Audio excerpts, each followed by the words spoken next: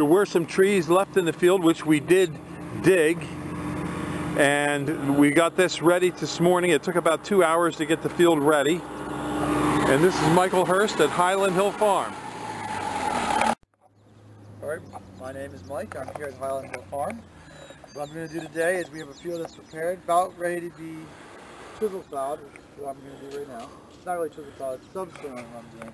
And subsoil is like you got a subsoil on the back here with one great big tooth that goes down 2 or so feet down into the ground. And that's going to break up the soil, the real hard soil underneath, the subsoils and the compacted soils underneath, and let the oxygen get down into it.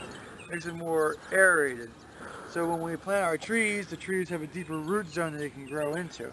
Other advantages of doing this too is, it's not great advantages, but it does affect it, is when you do a plow or you do road tilling, the big furrow that we make with this guy allows whatever implement that you're going to use next to get a better bite into the soil. So you can either plow deeper or road till deeper after you do this. Other things that we like also does is that it creates channels in the ground for drainage. One big swipe through is going to break up one solid channel into the ground and allows the water to drain from the field faster. That's why when we usually start right at the edge of the field, not where we're going to be planting, but where the field edge is at, so that it allows the drainage to go out of the field. So you go pretty close to the edge right here, and you go straight on up, all the way up as far as you can go at the other end, and you come back down, and you just make one pass with. So the procedure is that you drive up and you have a tire mark as you go up. When you turn around, you just line up the tire mark again with the other tire mark, so it's on top of one another. And you do the field once that way. Then you come back, and wherever the tire marks are, you drive with the chisel plow and you hit the tire marks. And it gives you like a good 3-foot spacing on it, and it gives a good channel throughout the whole entire field. It's a good uniform way of doing it, and it's got a good spacing on it too.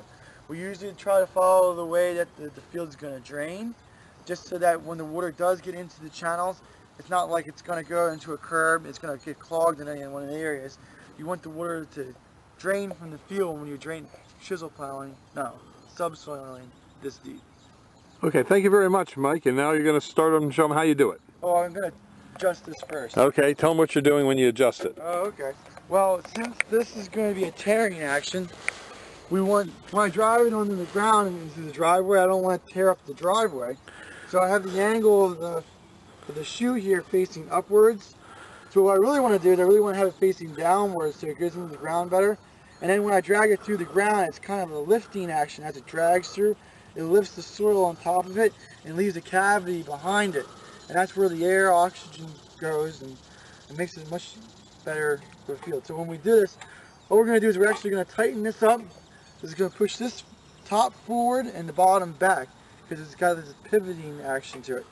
So as we do this, you can see that the back is pushing back, and the shoe is stretching more and more at a downward angle. Now I won't be able to lift this all the way up out of the ground after I get it really going. The only reason that it's out of the ground right now is that there's a ditch right here. But once I start getting going, I'm just going to have one continuous line wherever I go. No matter how high I pick it up, it's going to be dragging. So you get a nice little angle on it. You don't need something like exaggerated, but enough to give you a little bit of an air pocket right behind this, and that's all that you really need. You go through and you're going to be breaking up the real heavy soils. You're going to get the airflow much deeper into the soil as well. And then also allow for drainage.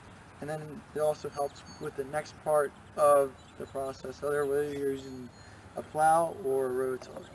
Okay, thank you very much, Mike.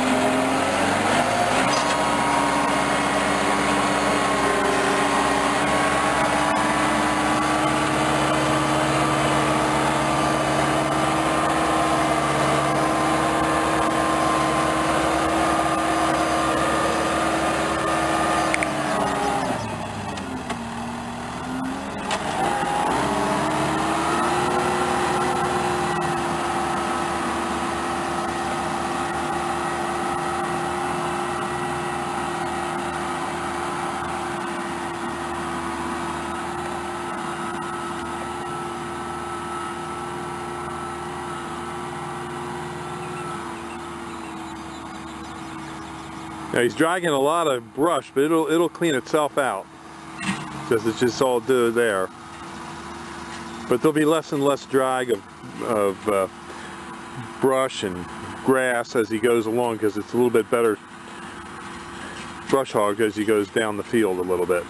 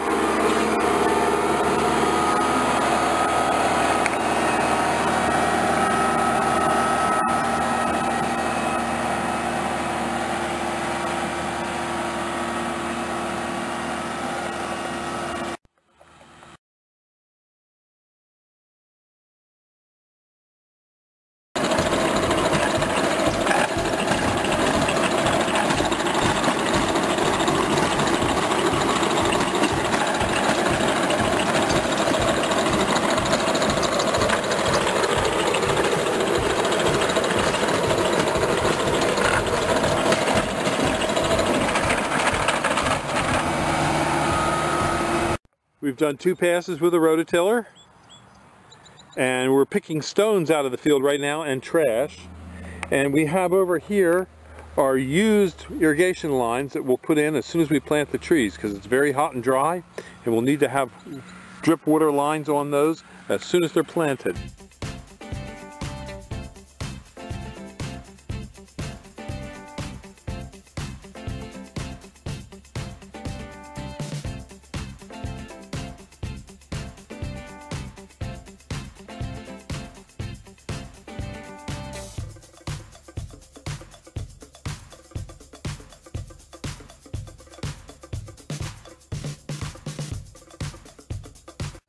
This is the field right after planting, and if you notice, it rained just a little bit right after we got finished, but not enough to really do a lot of watering of the plants, but enough just to give them some moisture. And we planted about 500 of them right here, and this will be in here for about 3 to 4 years, and then we'll start digging them out.